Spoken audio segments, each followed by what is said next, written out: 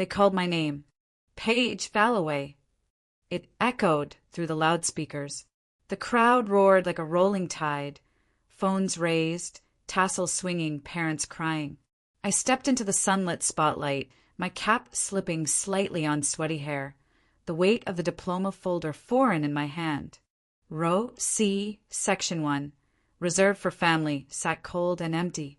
Not one body, not a goddamn breath, just aluminum bleachers reflecting the Carolina sun. Like my seat in their lives, always available, never occupied. People talk about how graduation is a beginning. For me, it felt like a confirmation that I'd finished something no one ever cared I started. That even with a 3.9 GPA, even with scholarships I fought tooth and nail for, I'd still be invisible where it mattered most. Smile, Paige, the photographer chirped. So I smiled. Too wide, too stiff. The kind of smile you wear at funerals when people tell you the deceased had a good life. Later, I stood near the exit gates, pretending to check my phone. I watched classmates run into open arms, fathers holding bouquets, mothers crying through laughter. A girl next to me whispered to her friend, "Every time I look at my mom, I just start bawling again." I looked at my phone again. No messages, no missed calls, just a notification. 3 days ago, payment reminder, student loan servicing. Amount due, $104.17. I laughed. Just a short, bitter thing. Then silenced the notification and slid the phone back into my coat. It wasn't until Monday that the text came in. Need $2,100 for Tasha's Sweet 16. Urgent. No, no, we're so proud. Just the number. A deadline. A command. That's when I felt it. Not rage. Not even heartbreak. Just clarity. Like fog, lifting after years of pretending. For years, I was the bridge holding their fantasy together. Daughter as savior. Worker as provider. Human ATM with decent cheekbones. But even bridges burn. I opened my banking app. Savings. $2,984.12. I typed $1. Added a note. Congrats. Hit send. Then I opened the drawer by the door. Pulled out the old spare. Key Mom had demanded to keep just in case. Dropped it in the trash like a dead battery. Called a locksmith. An hour later, a man named Reggie showed up, whistling low. Tools clinking like glass wind chimes. "You sure you want to swap the lock entirely, sweetheart? That one's still pretty new." I looked at him, straight into the eyes. "I want it buried." He nodded. 10 minutes later, the old lock lay in his hand, lifeless and cold. The new one clicked into place, crisp and final. I stood there after he left, door closed, hand still on the handle, breathing like I hadn't in years. Silence. Not the kind that echoes emptiness, the kind that confirms sovereignty. Peace doesn't come with trumpets. Sometimes it just clicks shut. At 3:27 a.m., I woke up with a jolt. Not from a nightmare. From a sound. Metal. Turning. Hesitating. I didn't move. Held my breath. Someone was testing the lock. The old key. It didn't work. It couldn't. The handle twitched once. Then silence. They weren't done with me. Not yet. My hand hovered over the doorknob. Outside, wind scraped dead branches against the porch like nails dragging across a chalkboard. Behind the door, home, or what used to be called that.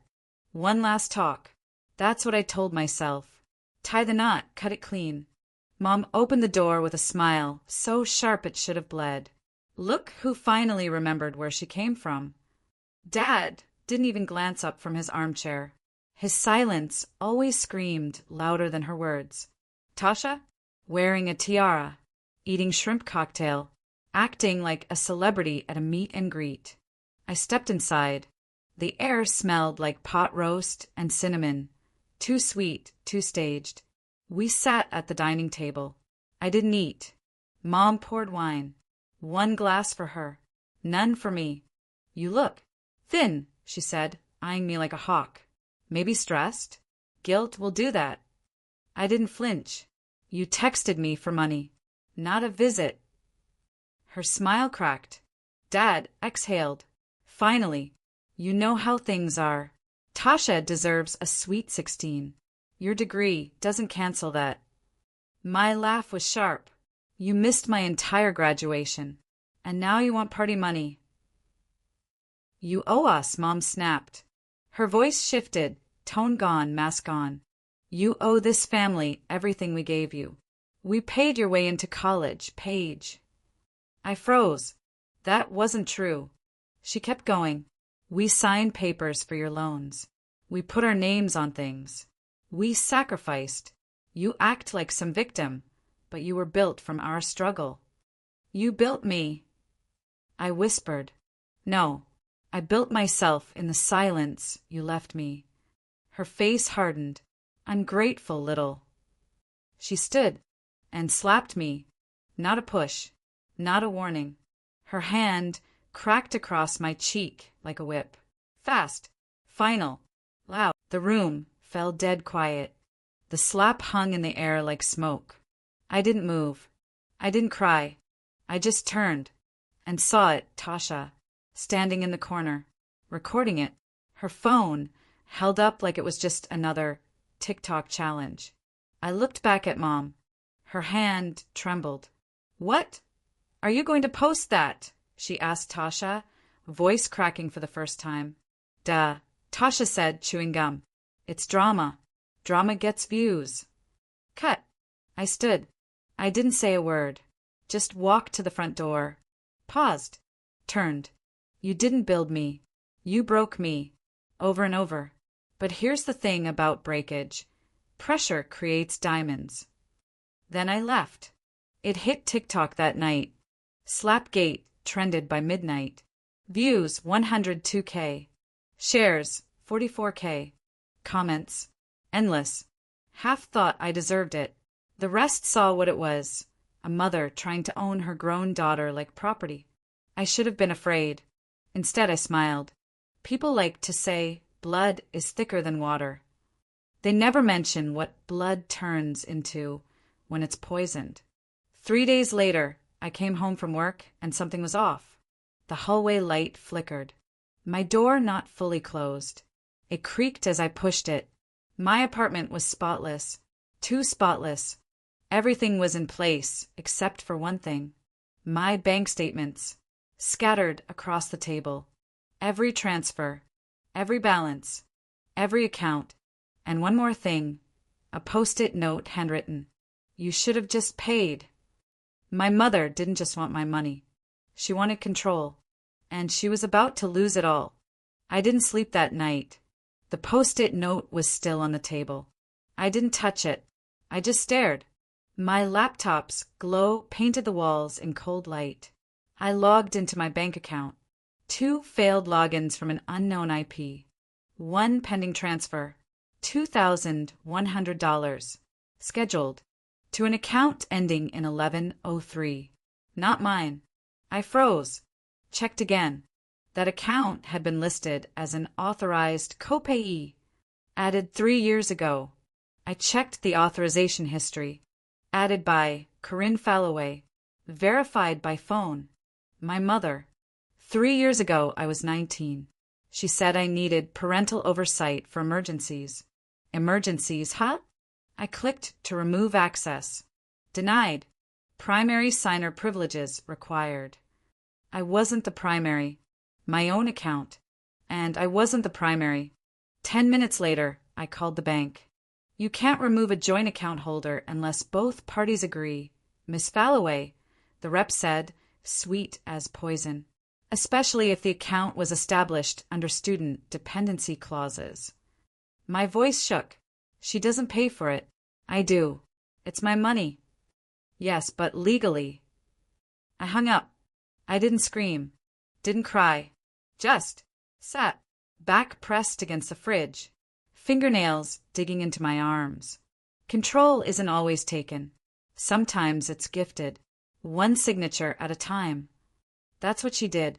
Got me to sign things I didn't read. Trusted her like a fool. At 9:14 a.m., my phone rang. Private number. I answered. A deep voice. Paige Falloway. Yes. This is Clay Maddox. I'm an investigator. You don't know me, but I've been watching your family's financial activity for 6 months. Pause. The name Falloway came up in a fraudulent foundation funneling education grants through student identities. Yours was one of the profiles. I stood. What? There are 2 credit cards under your social, opened by someone pretending to be you, and a fake scholarship payout that rerouted funds through a shell nonprofit. Breathless. You're sure it's me? He didn't miss a beat. I'm looking at your signature on the form right now. Neat handwriting. Not yours. My legs gave out. I sat on the floor. Why now? I whispered. Because a transfer from your account just triggered an alert.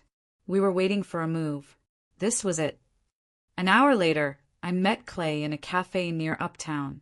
He was in his 50s, gray blazer, notebooks instead of a laptop, eyes sharp enough to cut through cement. He slid a folder across the table. Inside, printouts of my student loan portal, bank login logs, a forged FAFSA update. You're listed as receiving $15,000 in housing reimbursements, he said. I never saw a dime. That's because the bank account listed is in Wilmington, not Charlotte. Opened under your SSN, but with a different email. I flipped to the next page. Fake email. Falloway1988@gmail.com. I was born in 2000. My mother was born in 68. A chill. Slow. Icy. They used my social for everything. Clay nodded. They didn't just ghost your graduation, Paige.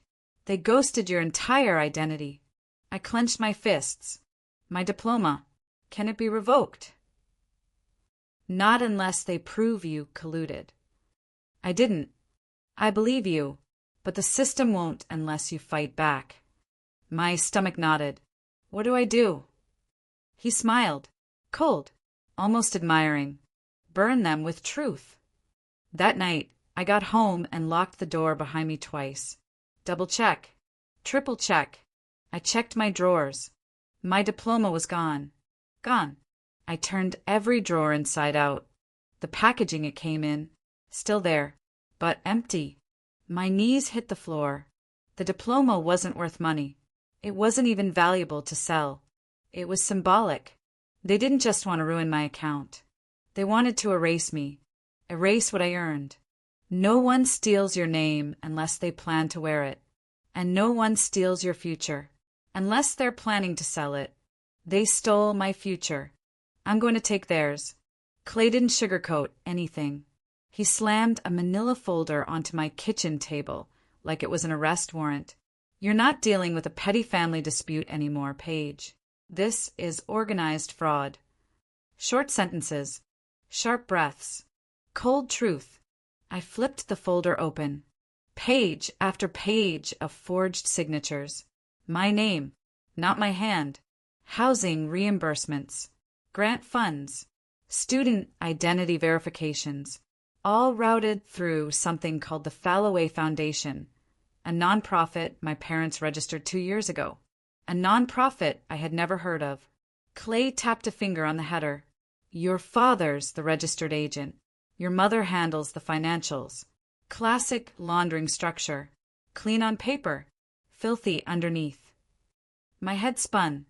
My mom always said survival is a family trade. I didn't realize she meant crime. Clay leaned forward. They used your credit because you were the cleanest. No debts. No record. You were the perfect vessel. Vessel, not daughter. The room felt smaller. The air tighter. Next step, Clay said. We expose their network. We catch them in the act. You want justice? This is where you stop being scared. Fear is just a quiet lie, I murmured. Courage is the louder one. He smirked. Then let's make some noise. Cut. Saturday afternoon. My parents' backyard. A barbecue. the kind they threw for Tasha's cheer awards. Loud music, cheap beer, fake happiness, perfect cover. I wore a mint dress Mom always said made me look respectable. Respectable enough to be ignored. I tucked a micro recorder under the collar. Clay's idea. People tell on themselves when they think you're forgiving them, he said. He wasn't wrong. Mom hugged me too long. Dad patted my shoulder like he was checking a horse's worth. Tasha rolled her eyes so dramatically I thought they might detach. I wandered, smiling, apologizing, lying. Dad and a heavy-set man in a leather jacket stood near the fence, speaking low. I got close enough to hear. "Her SSN still clean?" the man asked. Dad nodded. "We processed 2 applications already. Credit unions didn't blink." "And the daughter?" "She's soft, emotional. She'll crack eventually." The man chuckled. "Good, because after this next payout we sell the identity. There's a buyer waiting." My stomach dropped. Sell. My identity. My life. I moved behind the shed, pressing my back to the wood, breath tight. The recorder blinked red, capturing everything. Then, a twig snapped behind me. Slow, deliberate. I turned. Tasha. No smile. No gum. No phone in hand. Just her. Watching me like a cat watching a mouse, realize the exit is blocked. "What are you doing back here?" I asked, keeping my voice steady. She stepped closer. One step. Another. "You don't belong here," she said softly. "You never did." Her tone was wrong. Too calm. Too rehearsed. I edged sideways, pretending to adjust my sandal. "Really?" I slid the recorder deeper under my collar. Tasha squinted. "Mom says you're being dramatic. Dad says you're dangerous. Me?" She shrugged. "I think you're just inconvenient." She reached behind her back. My breath caught. A phone? A weapon? I didn't wait. I bolted. Cut. Branches whipped my face. Leaves cracked under my feet. The woods behind the house were dense, the trees swallowing sound. My lungs burned, heart punching inside my chest. Behind me, footsteps. Quick, weightless, younger. Tasha. I didn't look back. At a clearing, I dove behind a fallen log, chest heaving. Footsteps slowed, paused. Then, her voice, closer than I expected. "You know they'll throw you away before they admit you were right." I didn't move. She sighed. "Fine, run, but it won't save you." Her steps retreated. I waited, counted to 50, then ran in the opposite direction, cutting toward the road. Cut. 5 minutes later, I reached Clay's car. He'd parked far enough to avoid suspicion. When I got in, he didn't speak, just looked at my scratched arms, my dirt-streaked dress, my shaking hands. "You got it?" he asked. I nodded, swallowing hard. Every word. He smiled, slow and satisfied. "Then we've got them." I leaned back in the seat, adrenaline still clawing at my ribs. "My family isn't a family," I whispered. "They're a business with my face on the paperwork." Clay started the engine. Then we burned the business down. As the car pulled away from the house, I glanced back. My parents stood on the porch, watching, not waving, not smiling, just watching. Predators don't wave at prey, and prey doesn't run forever.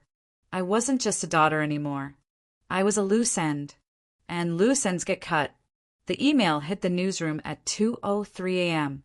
Subject line: Fraud, Family, and the Falloway Foundation start here.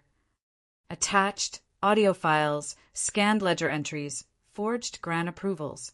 Everything we had. Mel Turner replied 3 minutes later. Verified. This drops at noon. By noon, they'd be exposed. By noon, I'd be free. I leaned back in my chair, staring at the ceiling like it might collapse under the weight of what I'd done. There's a saying, some doors only open when you burn the house down. I didn't want fire, but I'd already lit the match. Cut. 3:07 a.m. Phone buzzed. Unknown number. I answered, sleep-thick voice. Hello. Silence. Then a low whisper. You should have stayed quiet. Click. I didn't sleep after that. At 7 a.m. I showered, packed a go bag, threw my laptop in. All files synced to the cloud. USB drive tucked into my bra. Just in case. Always just in case. By 9:30 a.m., I was back from a short grocery run. The air felt wrong before I even reached the second floor. Stale. Still. Like the building was holding its breath. My apartment door was closed. Locked. I turned the key. The lock resisted. Second turn, click. The door swung open. Black smoke hit me like a wave. Heat. Coughing. Flames crawled along the curtains. Kitchen already engulfed. My throat closed. Get low. Crawl. The hallway crackled with firelight. My diploma frame exploded behind me. Glass shards catching in my hair. I reached the living room. My lungs screamed. The front door, where was the handle? Metal. Melted. I rammed my shoulder into it. Once. Twice. Nothing. Smoke funneled down the hallway like a scream. I dropped to the floor, throat raw, hand on my phone. No service. Eyes burning. Then. Window. Fire escape. I scrambled to the sill. Kicked it open. Legs first. Shirt caught. Ripped it. Hung for a split second. Dropped 2 stories. Rolled. Landed wrong. Pain. But alive. Cut. Sirens. Red and blue pulsing. Firefighters swarmed. EMTs loaded me into the ambulance. The medic, early 40s, kind eyes, pressed a mask to my face. You're lucky someone called it in early. Whole unit would have gone up. I pulled off the mask, breath ragged. Tell Mel Turner. Inhale. Release everything. He nodded, confused, but it was enough. At noon, the story hit. Charlotte family's dark secret. Fraud, theft, and the daughter who blew the whistle. Photos, clips, documents, audio. My mom's voice. We used her. She owes us. What's the problem? My dad's. The nonprofit was cleaner than our taxes. Hashtag justice for Paige. Trending by 2 p.m. Half the city loved me. The other half doubted me. I didn't care. Truth doesn't need permission. But the fire wasn't just revenge. It was a warning. A line drawn in gasoline. Someone torched my apartment to erase what I knew. So I called them back. That night, I left a voicemail on Mom's number. Calm. Steady. You tried to silence me. Instead, you set the stage. I'm hosting dinner Friday. Public place. You, Dad, Tasha. 1 meal. 1 conversation. After that, your choice. Face the press. Or face prison. I ended the call. And smiled. They tried to burn me alive. Now it's my turn to light the match. The restaurant was too quiet. Tablecloths too white. Knives too polished. I picked the far table near the glass wall, overlooking the street. 1 exit behind me. 2 witnesses seated across the room. Clay Maddox and Mel Turner, disguised in couple's brunch attire. They didn't smile. Neither did I. Never underestimate silence, Clay had told me. It's the sound predators make before they pounce. My phone buzzed. Incoming call, Mom. I let it ring. Then answered. We're here. Click. They entered like they owned the building. Mom in pearls. Dad in a gray suit that didn't quite fit anymore. Tasha trailing behind. Phone already in hand like it was her safety net. Public place. Classy, Mom said, sliding into the seat. You always liked appearances. I didn't respond. Just poured water. You look tired, Dad added. Guilt'll do that. I kept my hands folded in front of me. Ring light from the necklace camera blinking once. Red and invisible. Mom leaned in. Let's not drag this out, Paige. The world doesn't need to know every ugly thing. Family forgives. Family forgets. Tell that to the lawyer, I said flatly. Her smile cracked. Dad's jaw ticked. Tasha rolled her eyes. Where's your apology? Mom asked. You aired our private business to the vultures. You tried to humiliate your own blood. You slapped me in front of the world, I said, voice steady. And you tried to burn what you couldn't control. Dad scoffed. Please, you think we'd risk prison over your tantrum? I leaned forward. You already did. I pulled a small envelope from my purse and slid it across the table. Inside, printouts from the wire transfer logs, the falsified FAFSA forms, the audio transcript. Mom didn't touch it. You think that'll stand up in court? She whispered. No, I said. I think your mouth will. The moment landed. Slow, dense, electric. Then Mom laughed. Not sweet. Unhinged. You want truth? Fine. She gestured at the empty wine glass. I built you. I gave you everything. Your life, your grades, your seat at that graduation. None of it existed without my signature. I sacrificed my credit so you could play smart girl. I earned what I took. She spat the last word. I deserved that money. Every cent. Dad chimed in. Selling your SSN? We had to. You weren't using it right anyway. Might as well help the family. And the fire? I asked. They both paused. Tasha cleared her throat. That was never meant to hurt you, she said. Just scare you. Shake you straight. Mel stood from across the room, camera in hand. Clay followed. The dining room shifted. Waiters froze. Other guests murmured. Red and blue lights splashed across the glass walls outside. Police. My parents turned. Too late. Officers entered, badges raised. Jerome and Corinne Falloway, you're under arrest for identity fraud, money laundering, conspiracy to commit arson and wire fraud. Mom stood up so fast her chair tipped. Wait, this is a mistake. She's lying. Clay showed the recorder. Mel hit stop on her camcorder. I warned you, I said softly. This dinner was your one chance. Mom screamed. Dad swore. Tasha just stared. As the cuffs snapped, I watched the weight slide off my chest like broken stone. Cut. A week later, the house was sold. The nonprofit dissolved. Accounts frozen. Their trial set. Clay handed me a manila envelope. Your diploma, he said. It turned up in a locker rental under your mom's name. I held it, shook once, then smiled. Mel asked me for a closing quote for her story. I said, family doesn't mean ownership. Blood isn't a license. Love, if real, is voluntary. She nodded, wrote it down. We watched the sunrise from the courthouse steps. I'm not angry anymore, I told her. Then what are you? I thought about it, then answered, free. They taught me that family was loyalty. Turns out, justice tastes better